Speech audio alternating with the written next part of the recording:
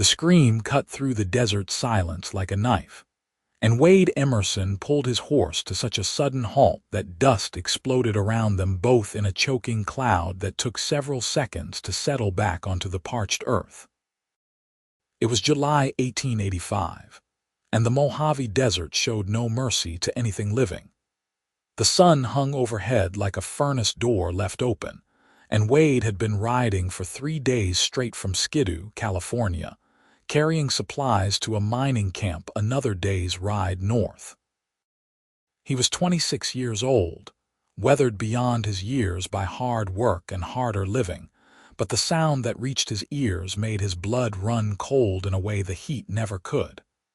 That was a woman's voice, and she was in agony. Wade urged his buckskin mare forward, scanning the trail ahead.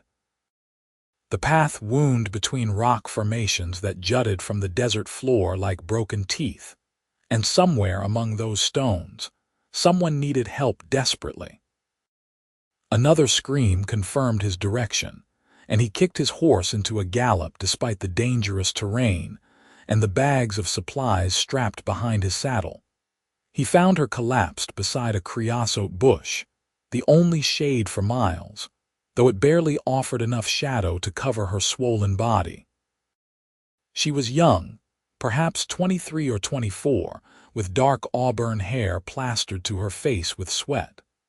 Her dress was soaked through, and when her eyes met his, Wade saw terror and determination warring in their green depths. "Please," she gasped, and then another contraction seized her, cutting off whatever else she might have said. Wade was off his horse in seconds, his mind racing through possibilities and coming up short on nearly all of them. He had helped birth calves and foals, but a human child was different, and this woman was alone on a desert trail with no wagon, no horse, nothing but a small pack lying a few feet away from where she had fallen. "How long?" he asked, kneeling beside her and trying to keep his voice steady. "Hours," she managed between panting breaths. "My husband, he was taking me to my sister in Barstow. The wagon wheel broke yesterday. He went for help, told me to wait, but the baby would not wait." Her voice broke on the last word, and tears streamed down her dusty cheeks. "He should have been back by now. Something happened to him. I know it did. And I started walking because I could not just sit there alone, but then the pains got worse and I could not go any further." Wade looked around at the empty desert stretching in all directions. The nearest town was Skidoo, and that was a full day's hard ride south. Barstow was 2 days northeast. There was no help coming, no doctor to summon, no women with experience in birthing to take over. There was just him, this terrified woman, and a baby that was coming whether any of them were ready or not. "What is your name?" he asked, already untying his bedroll from behind his saddle. "Rebecca. Rebecca Garrett." She gripped his arm as another contraction took hold, her fingers digging in hard enough to leave marks. "Please, you cannot leave me here." "I am not leaving you anywhere," Wade said firmly, spreading his bedroll on the ground to give her something cleaner than bare dirt to lie on. "My name is Wade Emerson, and I am going to help you through this. Do you understand me, Rebecca? You are not alone anymore." She nodded, some of the panic in her eyes easing just slightly, though her breathing remained ragged and fast. Wade grabbed his canteen and knelt beside her again, helping her drink. The water was warm from the desert heat, but it was wet, and she gulped it down gratefully. "We need to get you onto this bedroll," Wade said, positioning himself to support her weight. "Can you move?" Rebecca nodded and let him help her shift from the dirt to the blanket he had laid out. The movement brought on another contraction, stronger than the ones before, and she cried out, clutching at Wade's shirt with both hands. He held her steady, murmuring words he hoped were comforting, though his heart was pounding so hard he could barely hear his own voice. When the contraction passed, Rebecca lay back, exhausted. Her dress was hiked up around her knees, soaked with sweat and fluids Wade did not want to examine too closely. He had no experience with this, no training, nothing but instinct and the vague knowledge that babies had been born for thousands of years before doctors came along to assist. Humans had survived this long, which meant it was possible to get through this, even here in the middle of nowhere with only a cowboy and determination to see them through. "How far apart are the pains?" Wade asked, trying to remember everything he had ever heard about childbirth. "Close," Rebecca gasped. "So close now. I think the baby is coming soon." Wade swallowed hard and nodded. He went to his saddlebag and pulled out a clean shirt, the only spare clothing he had with him. It would have to serve as something to wrap the baby in once it arrived.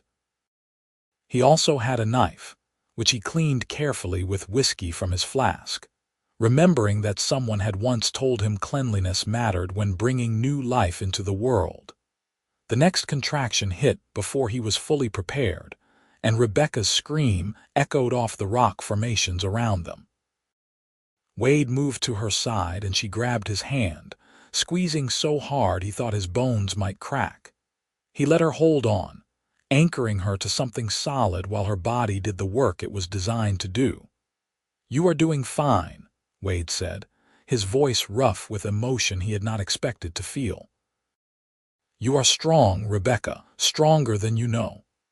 "I am scared," she whispered when the pain eased enough for her to speak.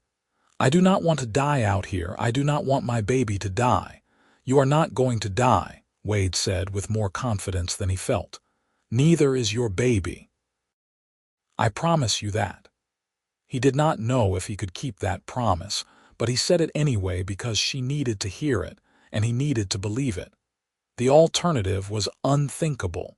The contractions came faster now, one after another with barely a minute between them.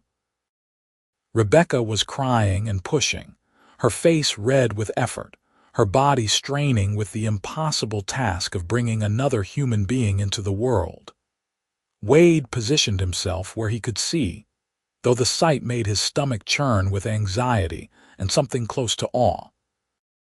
"I can see the head," he said, his voice shaking despite his efforts to stay calm. "Rebecca, the baby is coming. You need to push when the next pain hits." She nodded, too exhausted to speak, and when the contraction came, she bore down with everything she had. Wade supported the baby's head as it emerged, impossibly small and covered in vernix and blood. He had never seen anything like it, never felt anything like the weight of that tiny life in his hands. "Again," he urged. "One more push." Rebecca screamed, a raw sound of pure effort, and the baby's shoulders slipped free.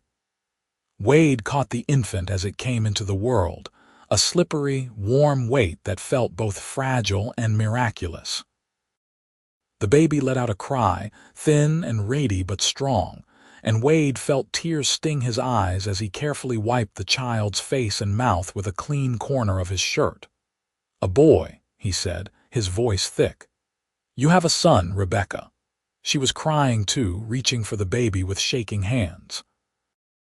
Wade helped her position the infant on her chest, and mother and son regarded each other for the first time while Wade tied off and cut the umbilical cord with his clean knife, working carefully and trying not to think about all the ways this could go wrong. But the baby was breathing, Rebecca was breathing, and for the moment, that was enough. Wade wrapped his spare shirt around the baby to keep him warm, though the desert heat made that seem almost unnecessary. He helped Rebecca shift into a more comfortable position and gave her more water, watching as she cradled her newborn son with a look of wonder and exhaustion on her face. "Thank you," she whispered, looking up at Wade with eyes full of gratitude and something else he could not quite name. "You saved our lives." "You did the hard part," Wade said, sitting back on his heels and wiping sweat from his own forehead. His hands were shaking now that the immediate crisis had passed, adrenaline leaving his system and leaving him feeling hollow and strange. They stayed there in the shadow of the creosote bush as the sun began its slow descent toward the western horizon. Wade kept watch, his rifle across his knees in case any predators or danger approached.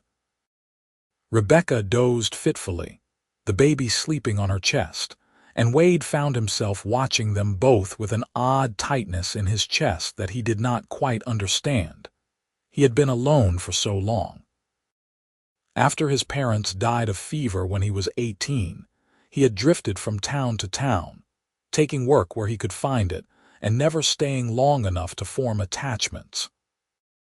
It was easier that way, simpler, but looking at Rebecca and her son, he felt something shift inside him, some door opening that he had kept firmly closed for years. When Rebecca woke, the shadows were growing long and the brutal heat of the day was finally beginning to ease. She looked around, momentarily disoriented, then down at the baby in her arms. Relief crossed her face as though she had been afraid it was all a dream or worse that they had not survived after all. "How do you feel?" Wade asked quietly. "Tired," she admitted, "and sore, but alive." She paused, then met his eyes. "My husband, he really should have been back by now." Wade nodded slowly. He had been thinking the same thing. A man did not leave his pregnant wife alone in the desert unless he had no choice, and if he had gone for help, he should have returned long before now. That meant something had gone wrong, and Wade did not want to speak those possibilities aloud with Rebecca looking so fragile and worn. "We need to get you somewhere safe," Wade said instead. "Can you travel?" Rebecca looked down at her baby, then back at Wade. "I do not think I have much choice." Wade nodded and stood, walking over to his horse.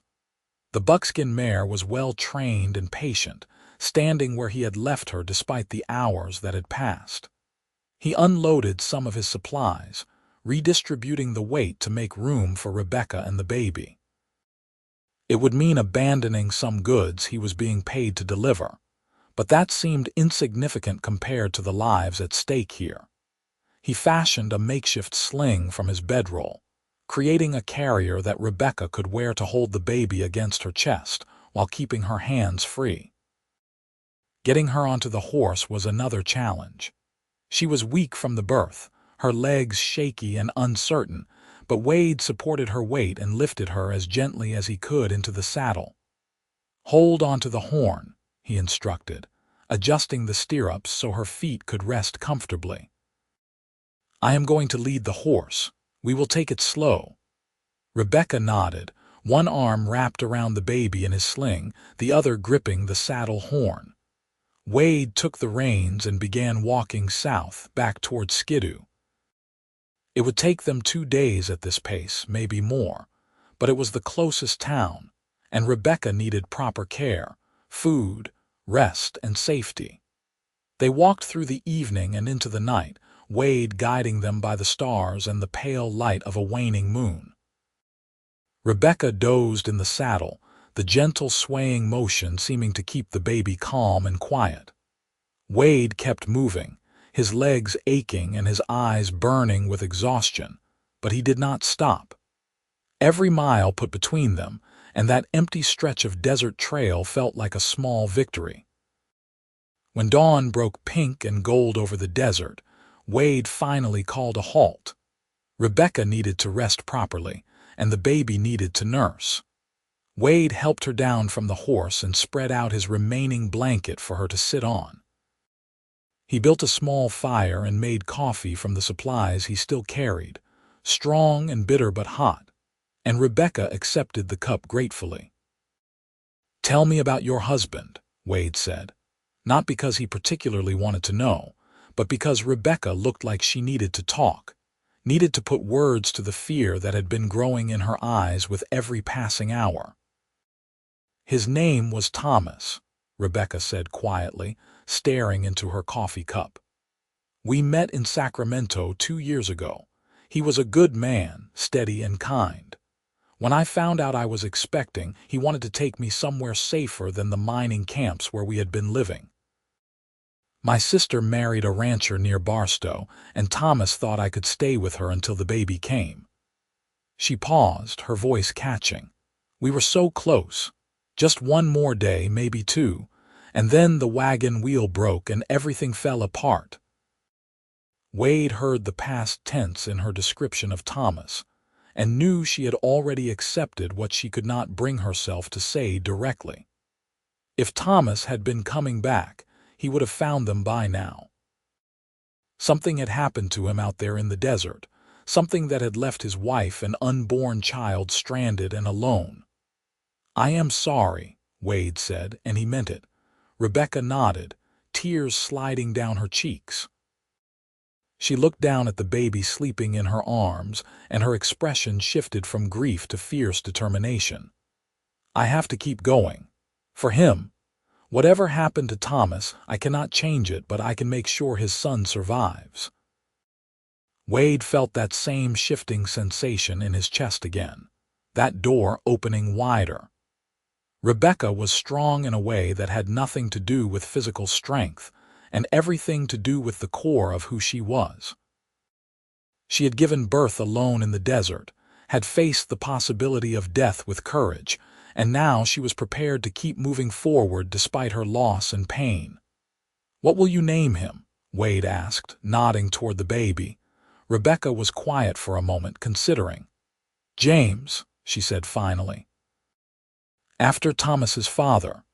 James Thomas Garrett." Wade nodded. It was a good name, solid and strong. He watched as Rebecca nursed the baby, turning his eyes away to give her privacy while still keeping watch on the surrounding desert. They were vulnerable here, exposed and tired, but nothing disturbed them except the wind and the occasional call of a hawk overhead. They rested for a few hours, both of them sleeping in shifts while the other kept watch. When the worst heat of midday had passed, they started moving again. Rebecca seemed a bit stronger, though Wade could see the pain in every movement she made. Childbirth was brutal even under the best circumstances, and Rebecca had endured it with nothing but bare earth and a stranger's help. That night, they made camp again, and Wade cooked a simple meal of beans and dried meat over the fire. Rebecca ate hungrily, her body demanding fuel to recover from the ordeal it had been through. The baby, James, seemed healthy and strong, crying when he was hungry and sleeping peacefully against his mother's chest the rest of the time. "Why were you out here?" Rebecca asked as they sat by the fire. "So far from anywhere." "Running supplies between Skidoo and the mining camps farther north," Wade explained. "I have been doing it for about a year now. The work is steady and I like the solitude." "You have family in Skidoo?" Rebecca asked. Wade shook his head. "No family anywhere. My parents died 8 years ago. I have been on my own since then." Rebecca was quiet for a moment, studying him in the firelight. "That must be lonely." Wade shrugged, uncomfortable with the sympathy in her voice. "I am used to it." "That does not mean it is not lonely," Rebecca said softly. Wade had no answer for that, so he stood and checked on the horse, giving himself something to do with his hands and an excuse to look away from Rebecca's knowing eyes. She saw too much, understood too much, and it made him feel exposed in a way that had nothing to do with the open desert around them. They reached the outskirts of Skidoo late the following afternoon. The town was small, barely more than a collection of buildings clustered around the mining operations that gave it life. It had sprung up only a few years earlier when gold was discovered in the area, and most of its inhabitants were rough men seeking fortune in the unforgiving landscape.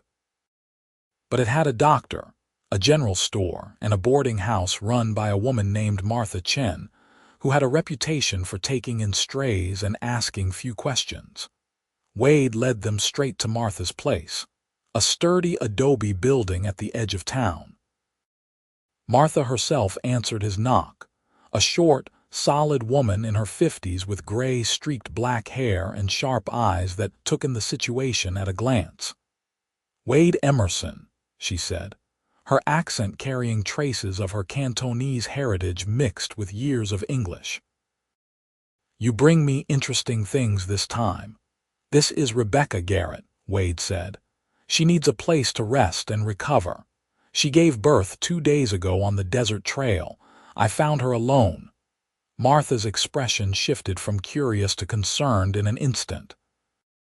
She opened the door wider and gestured them inside.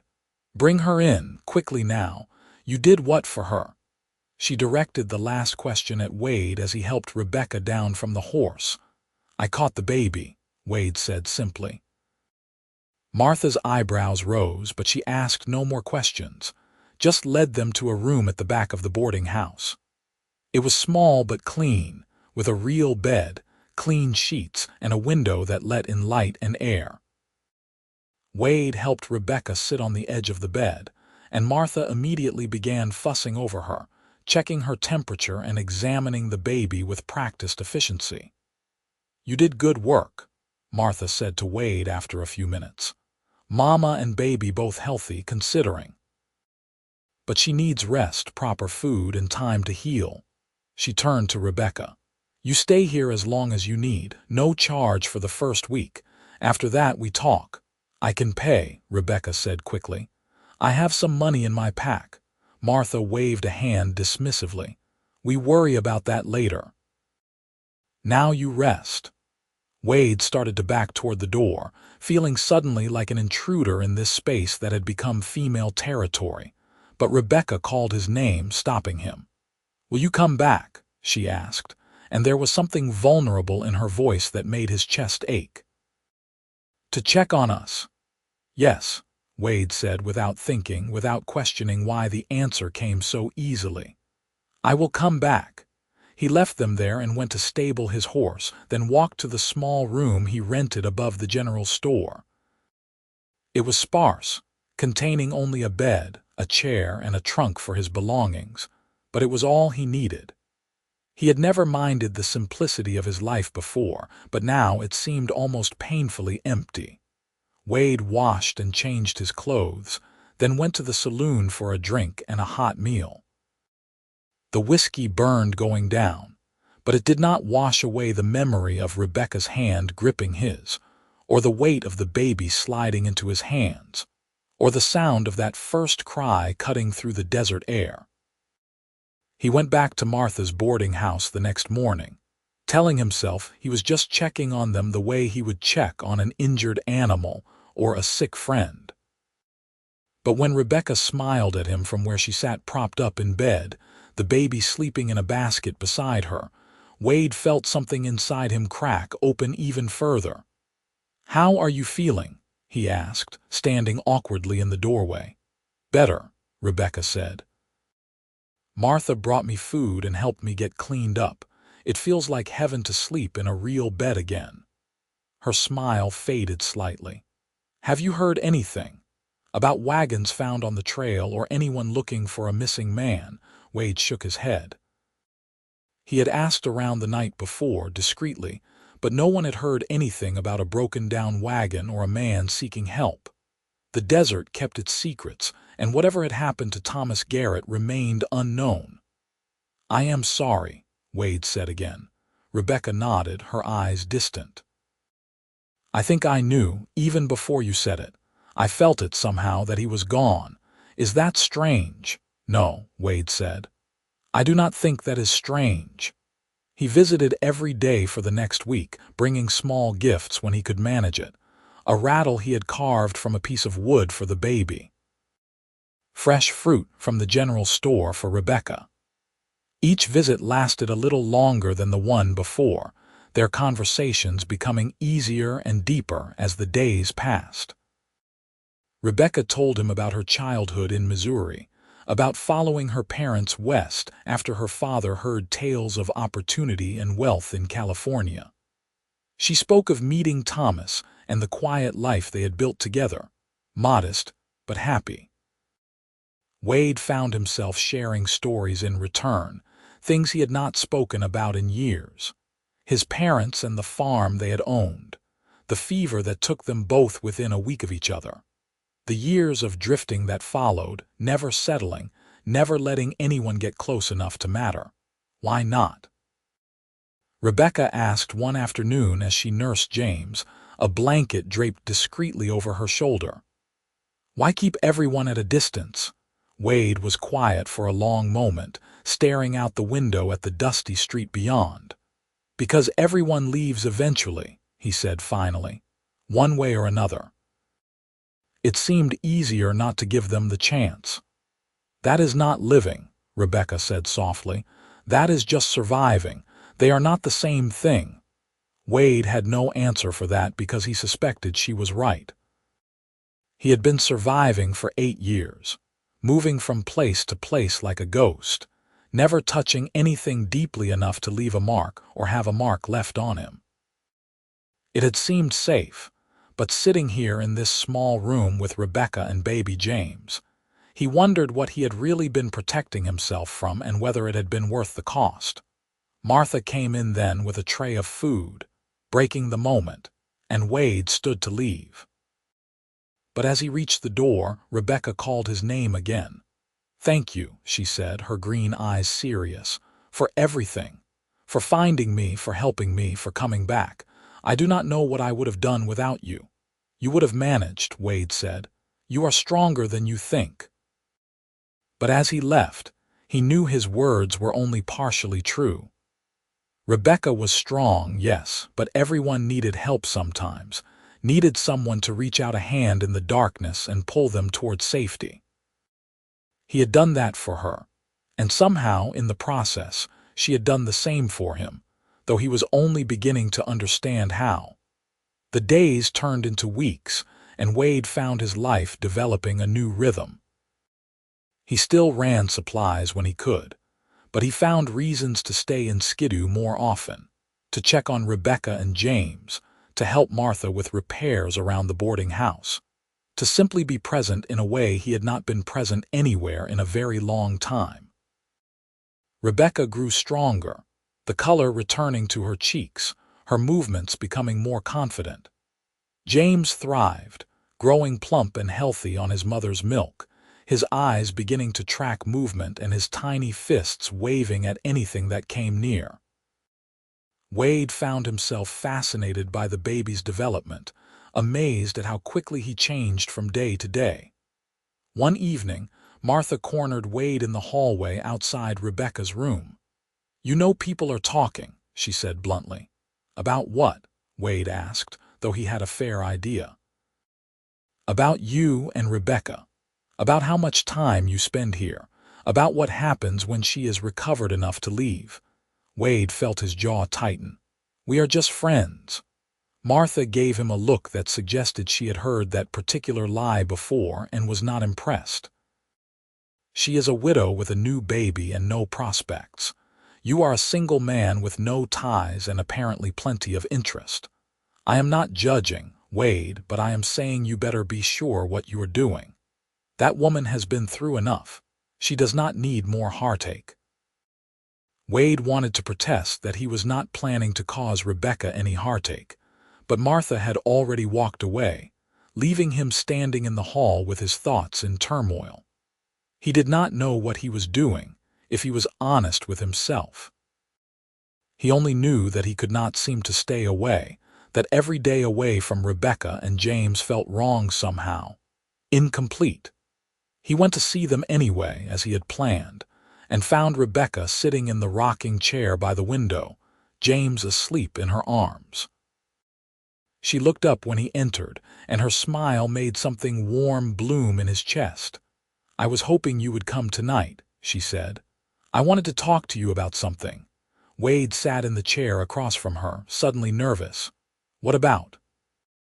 "Martha says I am well enough to leave soon," Rebecca said. "And I have been thinking about what to do next. I cannot go to my sister in Barstow, not alone with a new baby and no way to get there safely.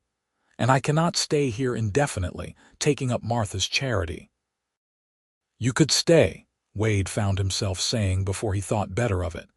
"In Skidoo, I mean, fine work, make a life here." Rebecca was quiet for a moment, studying him with those perceptive green eyes. Is that what you want, Wade? For me to stay? Wade swallowed hard. This was the moment, he realized. The moment when he either stepped forward into something new and terrifying, or stepped back into the safety of solitude he had maintained for so long. Martha's words echoed in his mind, the warning about being sure of what he was doing, but when he looked at Rebecca, at the hope and uncertainty in her face, he knew there was only one answer he could give. "Yes," he said, his voice rough. "I want you to stay." "Why?" Rebecca asked, not challenging, just asking, needing to understand. Wade stood and crossed to the window, looking out at the darkening sky. "Because when I am with you, I feel like I am living instead of just surviving. Because I care about what happens to you and James more than I have cared about anything in years. Because the thought of you leaving makes me realize how empty my life has been without even knowing it." He turned to face her, his heart pounding. "Because I think I am falling in love with you, Rebecca, and I do not know what to do about that." Rebecca's eyes widened, and for a long moment she did not speak. Wade felt panic rising in his chest, fear that he had said too much, moved too fast, ruined whatever fragile friendship they had built. But then Rebecca stood, carefully shifting James in her arms, and crossed to where Wade stood. "I think I am falling in love with you too," she said softly. "And it terrifies me because Thomas has only been gone a month, and I feel guilty for even having these feelings. But I cannot help it, Wade. You saved my life. You saved James's life. And you keep coming back day after day, and I find myself watching for you, hoping you will visit, feeling disappointed when you have to leave." Wade reached out and gently touched her cheek, his calloused fingers trembling slightly. "We do not have to rush anything. We can take this slow, figure it out as we go." "I would like that," Rebecca said, leaning into his touch. "But I want you to know that I am sure. About you, about this. I know it is fast, I know people will judge, but I am sure."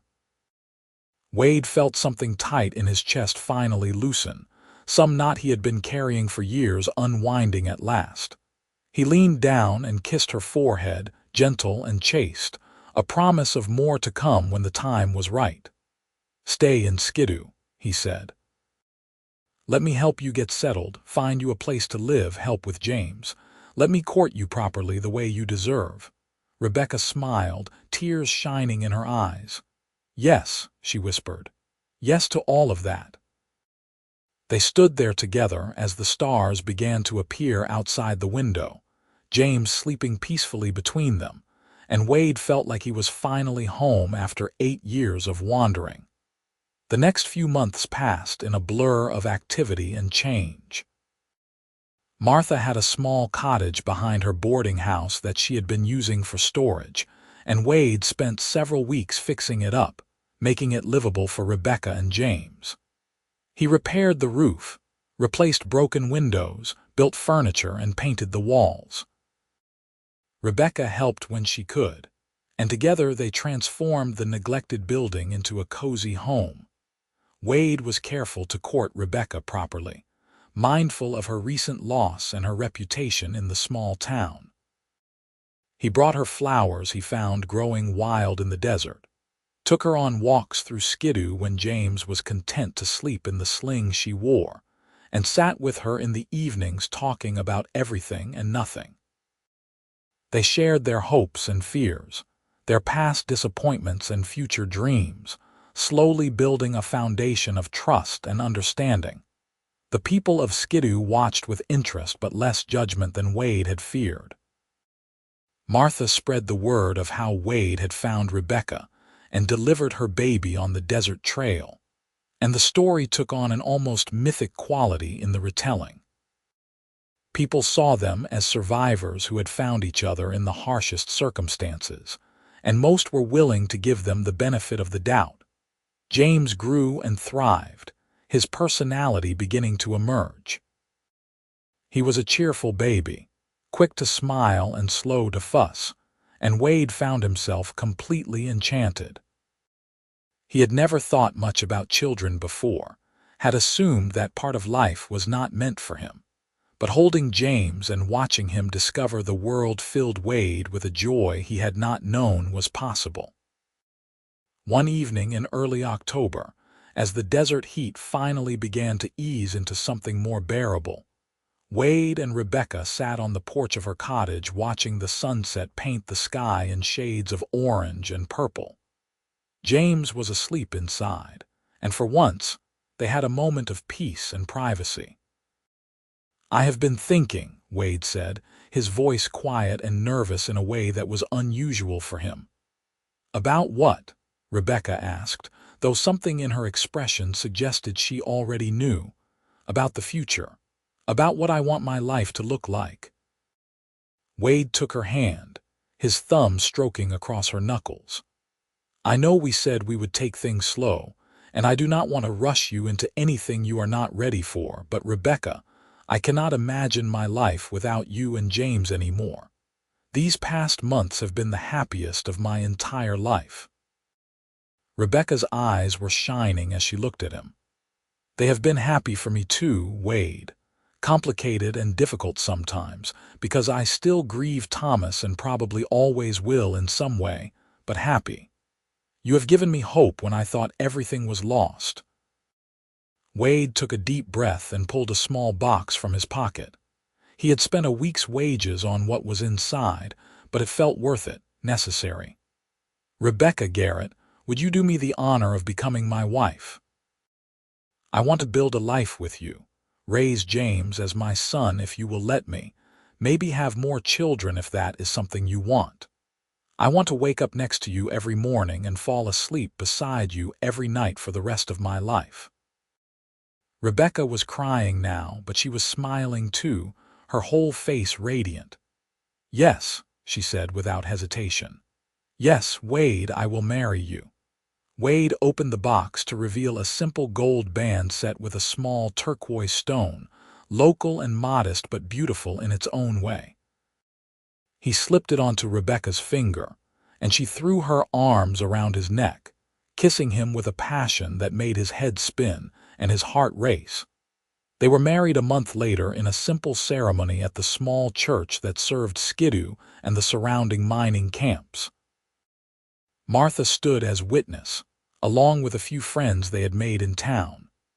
Rebecca wore a new dress she had sewn herself, pale blue cotton that brought out the green of her eyes, and Wade wore his best clothes, freshly cleaned and pressed.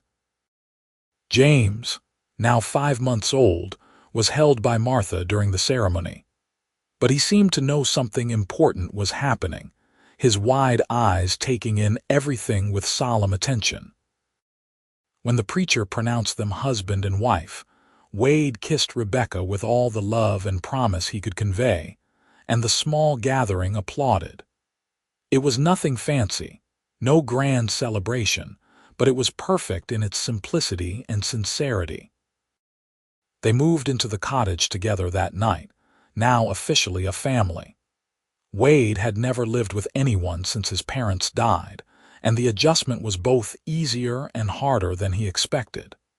Easier because being with Rebecca felt natural, like something he had been made to do. Harder because he had to learn to share space and decisions, to think of someone else's needs and wants alongside his own. But they worked through it together, learning each other's rhythms and habits, building a life from the ground up. Wade continued running supplies, but he took shorter routes and came home more often, unwilling to be away from his new family for extended periods. Rebecca took in sewing and mending to bring in extra money, and they saved what they could, planning for a future that seemed brighter with each passing day. James called Wade Papa for the first time when he was nearly a year old, and Wade felt tears sting his eyes at the sound. He had not expected to feel such fierce love for a child who was not his by blood. But James was his son in every way that mattered, and Wade would have fought anyone who suggested otherwise.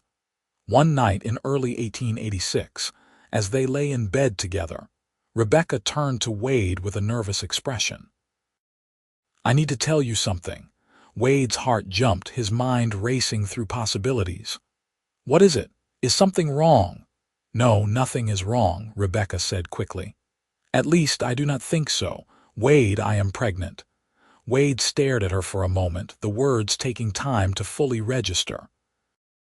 Then a smile broke across his face, wide and genuine. Are you certain? As certain as I can be, Rebecca said. I have been feeling the same way I felt with James, and I am late, and Martha says all the signs are there. Wade pulled her into his arms, holding her close, his heart so full he thought it might burst. That is wonderful. That is the best news I have ever heard. You are not worried? Rebecca asked, her voice muffled against his chest. About the cost, about how we will manage with 2 children. We will manage the same way we have managed everything else, Wade said firmly. Together. We will make it work because that is what we do. Rebecca relaxed against him, and Wade held her through the night, his mind already racing ahead to the future. Another child, a brother or sister for James. Another life they would bring into the world and raise together. It was terrifying and thrilling in equal measure, but Wade found he was not afraid. He had Rebecca, he had James, and soon they would have another addition to their family. It was more than he had ever dared hope for, more than he had thought possible when he was alone and drifting through life without purpose. The pregnancy progressed smoothly, and Rebecca bloomed with health and happiness. James, now a toddler, seemed to sense something was changing, growing more clingy and affectionate with both Wade and Rebecca. Wade added onto the cottage, building another small room to serve as a nursery, working in the evenings by lamplight after his supply runs. The baby came in November 1886, another difficult birth, but nothing like the terror of that day on the desert trail. This time Rebecca labored in their own bed with Wade beside her and Martha there to help, her experienced hands guiding them through the process. When their daughter entered the world with a lusty cry, Wade felt the same awe he had felt holding James for the first time, that sense of witnessing something sacred and profound. They named her Sarah, and she had Wade's dark hair and Rebecca's green eyes. James, now 18 months old, was fascinated by his baby sister, wanting to touch her gently and bring her his toys. Wade watched his family with a sense of contentment so deep it was almost painful. This life he had built from nothing, now so full and rich, it hardly seemed real. But it was real, solid and true, and Wade woke up every morning grateful for it. He had been given a second chance the day he heard Rebecca's scream cutting through the desert silence, and he had not wasted it. He had chosen to step forward to help, to care, to love, and it had changed everything. The years passed, each one bringing its own challenges and joys. Wade saved enough money to buy a small piece of land outside Skidoo, and he built a proper house there, solid and spacious, with room for their growing family. They added a son, William, in 1888 and another daughter, Clara, in 1890. The cottage behind Martha's boarding house was rented to someone else, but they visited often, Martha having become a beloved grandmother figure to their children. Wade gave up the dangerous work of running supplies through the desert, and instead opened a freight business in Skidoo itself, hiring other men to make the runs while he managed operations from town. It was steadier work, safer, and it allowed him to be home every night for dinner and to tuck his children into bed. James grew into a bright, energetic boy who loved horses and wanted to be a cowboy like his papa. Wade taught him to ride, to care for animals, to work hard and be kind. He made sure James knew about Thomas Garrett, his birth father, telling him stories Rebecca shared so that James would understand where he came from. But James called Wade Papa and always would, and Wade loved him with the same fierce devotion he felt for all his children. Sarah was quieter than her brothers, thoughtful and gentle, with a love for books and learning. William was the wild one, always getting into trouble and scrapes, keeping Rebecca and Wade on their toes. Clara was still a baby, too young yet for her personality to fully emerge, but she was adored by her older siblings and doted on by her parents. On warm evenings, Wade would sit on the porch of their house with Rebecca beside him, watching their children play in the yard as the sun set over the desert. Sometimes he would think back to that day in July 1885, to the scream that had pulled him off his path and changed his life forever. He thought about the man he had been then, alone and drifting, and the man he had become, surrounded by love and family and purpose. "What are you thinking about?" Rebecca would ask, reading his expression the way she had learned to do over the years. "How lucky I am," Wade would answer, taking her hand. "How none of this would have happened if I had not been exactly where I was supposed to be at exactly the right moment." "I think about that too sometimes," Rebecca would say softly. "About how terrified I was, how certain I was going to die alone on that trail. And then you appeared like something out of a dream and everything changed." "We saved each other," Wade would say, and Rebecca would nod, leaning her head against his shoulder. It was true. Wade had saved Rebecca and James that day on the desert trail, catching the baby and getting them to safety. But Rebecca had saved Wade too, pulling him out of his solitude and showing him what life could be when you opened yourself to love and connection. They had built something beautiful together, something neither of them could have created alone. The years continued to roll by, and their children grew. James became a fine young man, eventually taking over parts of Wade's freight business. Sarah married a schoolteacher and moved to a nearby town but visited often with her own growing family. William settled down, much to everyone's surprise, and became a rancher with a steadiness no one had expected from the wild child he had been. Clara, the baby, became a nurse and dedicated her life to helping others, her gentle nature finding perfect expression in her chosen profession. Wade and Rebecca grew old together, their hair turning gray, their faces lined with age but still beautiful to each other.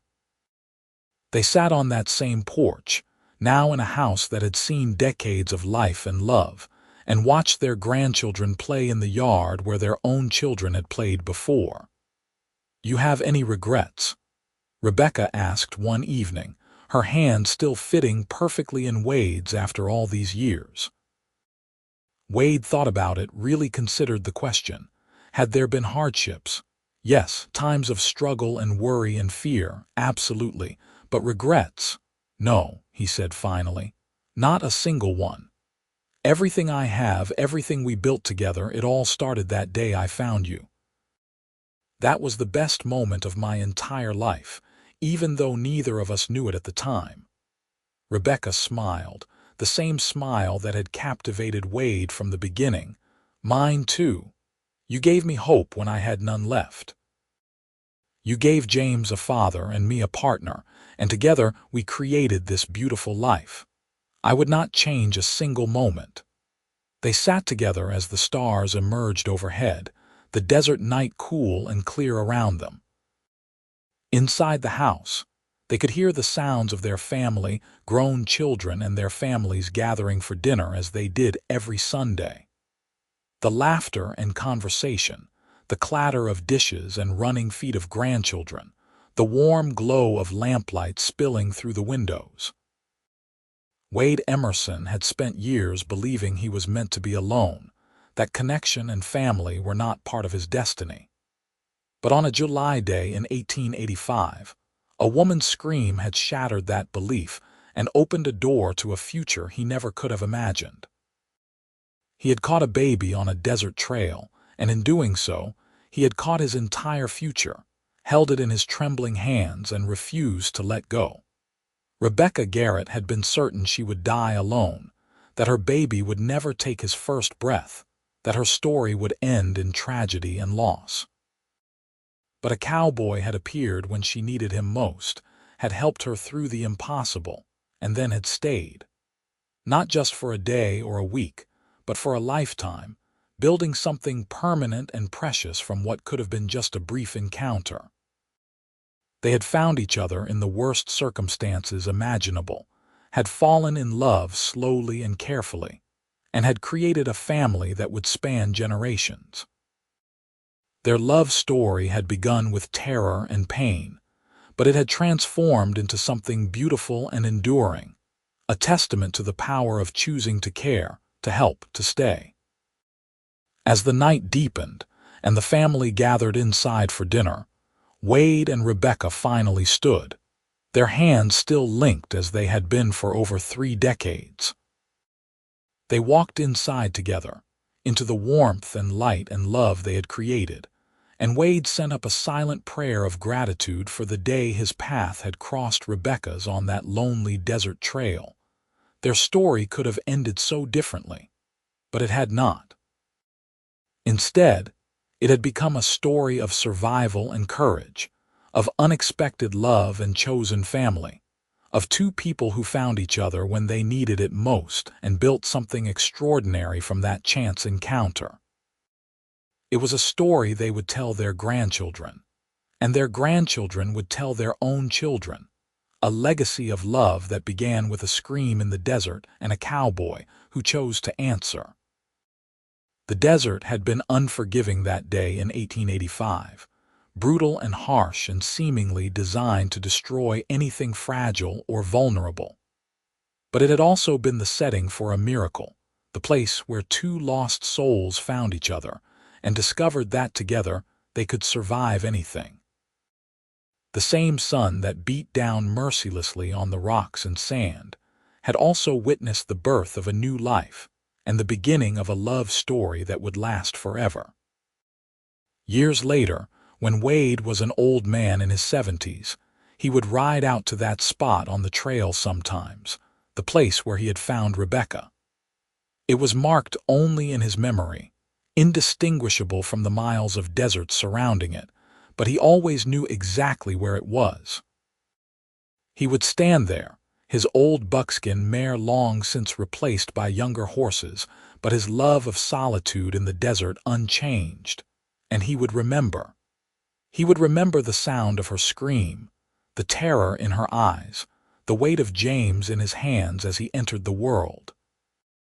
He would remember the journey back to Skidoo, Rebecca swaying in the saddle, both of them exhausted beyond measure but refusing to give up. He would remember the first time she smiled at him, the first time he held her hand, the first time he told her he loved her. And he would remember the life they had built together, brick by brick and day by day, transforming what could have been a tragedy into a triumph. James, now a middle-aged man with children of his own, running the freight business with efficiency and care. Sarah, William, and Clara, all grown and successful and happy, all carrying within them the legacy of parents who had loved them fiercely and raised them well. On one of these rides, Rebecca accompanied him, riding side-saddle despite her age, her gray hair tucked under a bonnet but her green eyes still bright and alert. They stood together at that spot, and Wade put his arm around her waist. "Hard to believe it all started here," he said quietly. "Is it?" Rebecca asked, looking up at him with a slight smile. "I think if I had to choose anywhere for my life to change forever, the desert makes sense. Nothing here is gentle or easy. Survival requires strength and determination and a willingness to fight. We both had that, Wade. We still do." Wade kissed the top of her head, breathing in the familiar scent of her hair. "I love you, Rebecca Emerson. I have loved you since the day I found you here, even though I did not know it yet." "I love you too," Rebecca said, leaning into him. "Thank you for stopping when you heard me scream. Thank you for not riding away." "I never could have ridden away," Wade said. "Not from you, not from the life we were meant to build together." They stood there a while longer, two elderly people surrounded by the vast emptiness of the Mojave Desert, the place that had nearly killed them but instead had brought them together. Then they climbed back onto their horses and rode home together, back to the house full of memories and the family they had created, back to the life that had begun with a scream and a stranger's compassion, and had grown into something neither of them could have imagined but both cherished beyond measure. The sun set behind them as they rode, painting the desert in shades of gold and crimson, and Wade thought about the strange turns life could take. How a simple supply run could become the most important journey of his life. How a moment of stopping to help could lead to decades of happiness. How love could bloom in the harshest conditions and grow strong enough to weather any storm. When they reached home, their children were waiting, along with grandchildren and even a few great-grandchildren, the youngest generation too small yet to understand but already part of the legacy Wade and Rebecca had created. There was a celebration planned, an anniversary party marking 40 years of marriage, though Wade hardly needed a party to remember the exact date or the vows they had spoken in that small church in Skidoo. As the evening wore on and the family gathered around, someone asked Wade to tell the story again, the story they had all heard countless times but never tired of hearing. Wade looked at Rebecca, and she nodded, smiling, so he began. "It was July 1885, he said, his voice still strong despite his age. "I was riding north through the desert, running supplies to a mining camp, when I heard a scream that changed my life forever." The family settled in to listen, the children sitting cross-legged on the floor, the adults finding chairs or leaning against walls. Wade told them about finding Rebecca alone on the trail, about catching James as he came into the world, about the terrifying journey back to Skidoo. He told them about falling in love slowly, about building a life together, about choosing every day to stay and fight and love even when things got difficult. When he finished, there was a moment of silence, and then someone started clapping. Soon everyone was applauding, and Wade felt his eyes sting with tears. This was his legacy, he realized. Not just the business he had built or the house he had constructed, but this family, these people who existed because he had chosen to stop when he heard a woman screaming in the desert. Rebecca came to stand beside him, and their children gathered around them, a living testament to the power of love and determination. James, now 40 years old with silver threading through his dark hair, put his hand on Wade's shoulder. "Thank you, Papa," he said quietly, "for saving my mother, for choosing us, for being the best father anyone could ask for." Wade pulled him into a hug, this son who had come into the world in his hands, who he had raised and loved as completely as any of his other children. "Thank you for letting me be your father," Wade said, his voice rough with emotion. "It has been the greatest honor of my life." The party continued late into the night, but eventually everyone went home or found places to sleep in the various rooms of the house. Wade and Rebecca retired to their bedroom, the same room they had shared for decades, and prepared for bed with the comfortable ease of a lifetime together. 40 years, Rebecca said, sitting at her vanity and brushing out her long gray hair. "Sometimes it feels like yesterday, and sometimes it feels like forever." "Both," Wade agreed, changing into his nightshirt. "It has been both." They climbed into bed together, and Rebecca nestled against Wade's chest the way she had done for 40 years. His arm went around her automatically, holding her close, and they lay in comfortable silence for a while. "Do you think we would have been happy?" Rebecca asked suddenly. "If we had never met, if someone else had found me that day, or if no one had, and somehow James and I had survived anyway?" Wade considered the question seriously. "I think you would have found a way to be happy," he said finally. "You are strong enough to make a life under any circumstances, but I do not think I would have been. I think I would have kept drifting, kept staying closed off, until one day I was just a bitter old man with no one and nothing to show for all my years. I am glad it did not turn out that way, Rebecca said softly. So am I, Wade said, kissing her forehead. So am I. They fell asleep like that, wrapped in each other's arms, and if they dreamed, it was of desert trails and new beginnings, of screams answered and babies caught, of lives entwined and love that endured. Wade Emerson lived to be 79 years old, and Rebecca lived to be 77.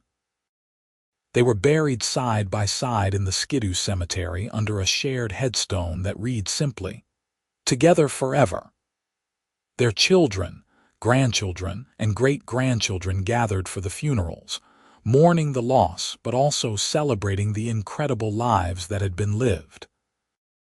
James, the baby caught on the desert trail, delivered the eulogy for both his parents, speaking through tears about their courage, their love, and their unwavering commitment to family. He told the story one last time, about the cowboy and the woman giving birth alone, about how they saved each other and built something beautiful from the ashes of tragedy. The legacy of Wade and Rebecca Emerson lived on in their descendants, in the businesses they had built, in the lives they had touched. But more than that, their legacy lived on in the story itself, a reminder that sometimes the most important moments in life come when we choose to stop, to help, to care for someone we do not even know. In the end, it all came back to that single decision Wade made on a July day in 1885 when he heard a scream in the desert. He could have kept riding. He could have told himself it was not his problem, that he had deliveries to make and places to be. But he had not. He had stopped, he had helped, and in doing so, he had found everything he never knew he was looking for. Their story became part of the folklore of Skidoo and the surrounding desert, told and retold until it took on mythic proportions. But at its core, it remained a simple truth, one that generations would remember and pass down, a testament to the power of compassion and the miraculous ways lives can intersect and change forever in a single moment of choice. The desert trail where Rebecca gave birth eventually disappeared, swallowed by time and the shifting sands. Skidoo itself faded, the gold running out and the people moving on to other opportunities. But the story endured, carried forward by those who remembered, a beacon of hope reminding everyone who heard it that miracles can happen in the most unlikely places, and that love can bloom even in the harshest desert, if you are brave enough to reach for it.